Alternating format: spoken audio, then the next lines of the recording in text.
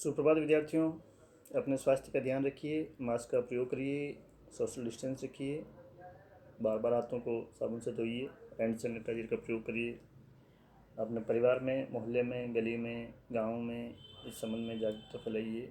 अपने स्वास्थ्य का ध्यान रखते हुए अपने अध्ययन को भी सुचारू रूप से जारी रखिए। कल का हमारा जो वीडियो था वो गोविंद गिरी के नेतृत्व में भीलों में सामाजिक और धार्मिक जागृति के संबंध में था।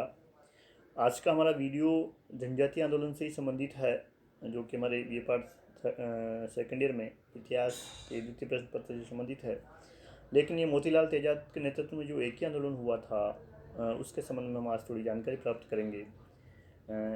गोविंद गिरी की गिरफ्तारी और मानगढ़ हत्याकांड के बाद भील आंदोलन कुछ समय के लिए दब गया था, लेकिन बिजुलिया किसान आंदोलन से भीलों में पुनः जागृति आई और उन्होंने लगान, लाग बाग, बेगार एवं वनोपज संबंधी नीतियों को लेकर के पुनः विरोध प्रकट किया था। और मई 1917 में उन्होंने अपनी इन मांगों को लेकर महाराणा को एक प्रार्थना पत्र भी दिया था। महाराणा ने उन्हें कुछ रियायतें भी 1918 में प्रदान की थी, जिसमें 1/5 भाग उनसे उपज का कूंता लेने के रूप में ग्रह कर और इत्यादि कुछ लागतों में भी उन्हें छूट दी थी और उनकी शिकायतों की जांच करने का आश्वासन भी दिया था। लेकिन भील इससे संतुष्ट नहीं हुए और उनमें असंतोष बना रहा। ऐसी स्थिति में उन्हें आदिवासियों के मसीहा कहा जाने वाले मोतीलाल तेजावत का नेतृत्व मिला। हम देखते हैं तेजावत के संबंध में। तेजावत जो आदिवासियों के मसीहा के नाम से प्रसिद्ध थे, उन्होंने वनवासी संघ की स्थापना की और भील, ग्राह्य तथा अन्य खेतियों पर होने वाले सामान्य अत्याचारों का विरोध करके उन्होंने उसे एकजुट किया।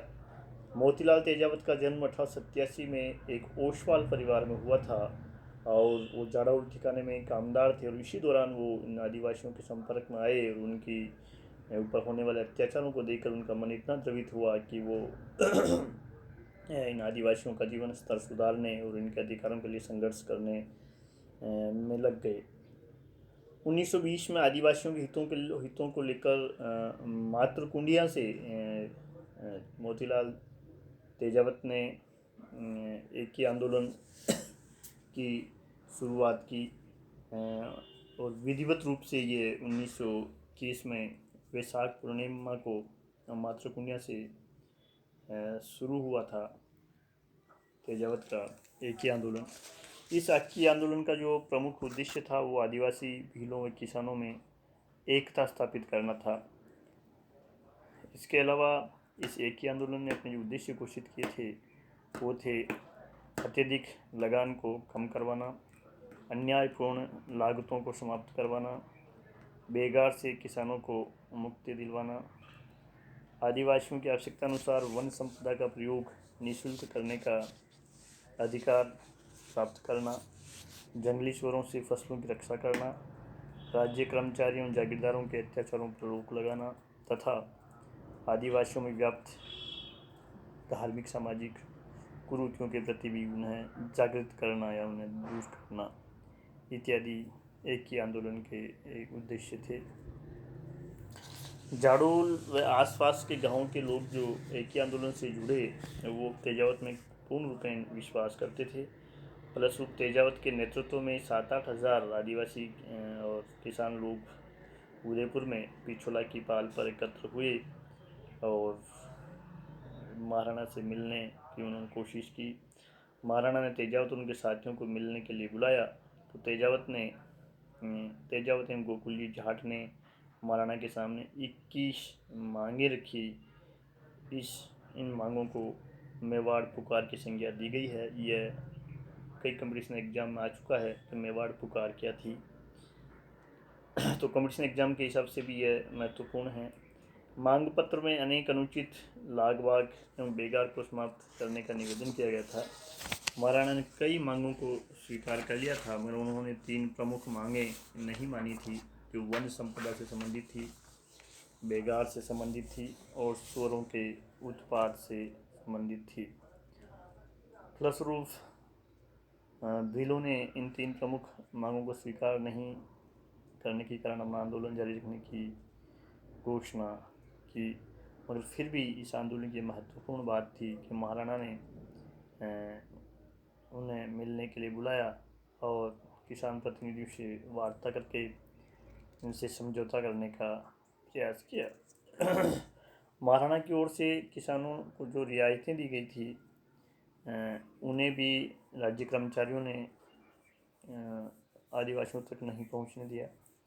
इसे भील किसान असंतुष्ट होकर तेजावत के नेतृत्व में पुनः एक प्रकार से आंदोलनरत होने लगे। तेजावत ने लोगों में चेतना जागृत की।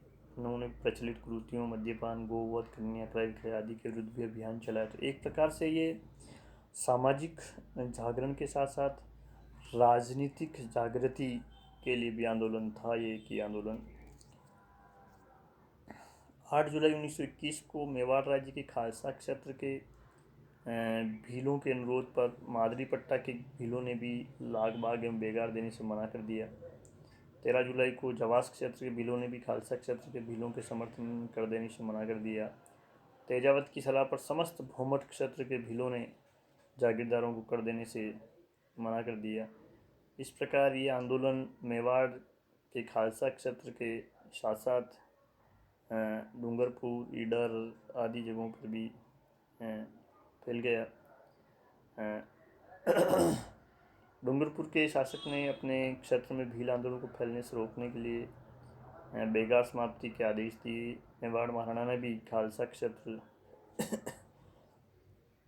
के किसानों में भीलों को रियायतें देने की घोषणा की, लेकिन जागीरदारों ने किसानों को किसी प्रकार की राहत नहीं दी, जिससे आंदोलन जाडोल, कुलियारी, मालवी पट्टा आदि जागीर क्षेत्रों में भी फैल गया। एक प्रकार से हम ये कहें कि मोतीलाल जो तेजावत जो था वो जागीरदारों शासकों के लिए सिरदर्द या परेशानी का कारण बन गया था।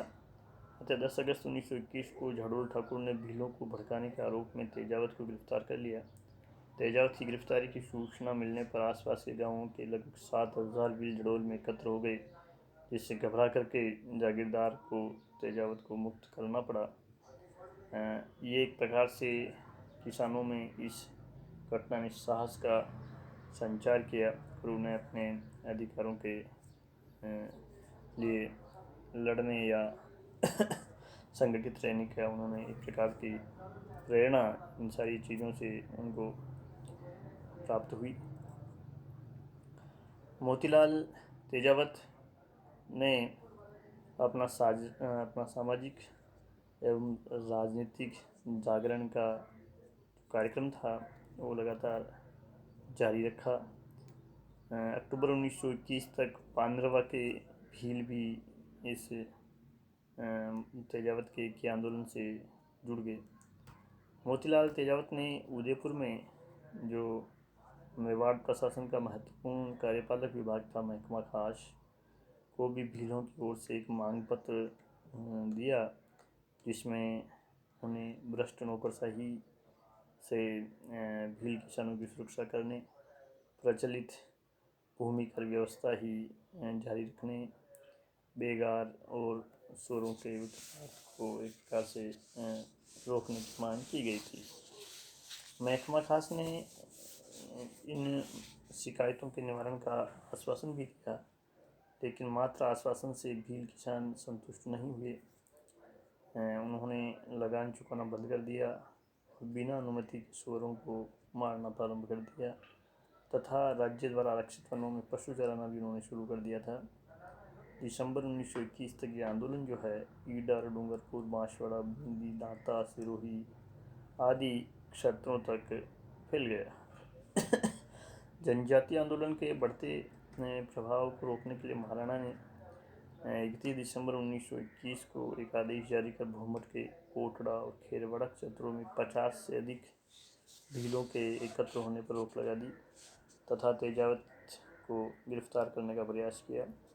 उनकी गिरफ्तारी पर 500 रुपये का इनाम भी घोषित किया गया। इसके साथ ही महाराणा ने भूमिया सरदारों को सलाह दी कि वो पॉलिटिकल एजेंट से विचार विमर्श करके किसानों को रियायतें व सुविधाएं दे ताकि इनके आंदोलन को समाप्त किया जा सके।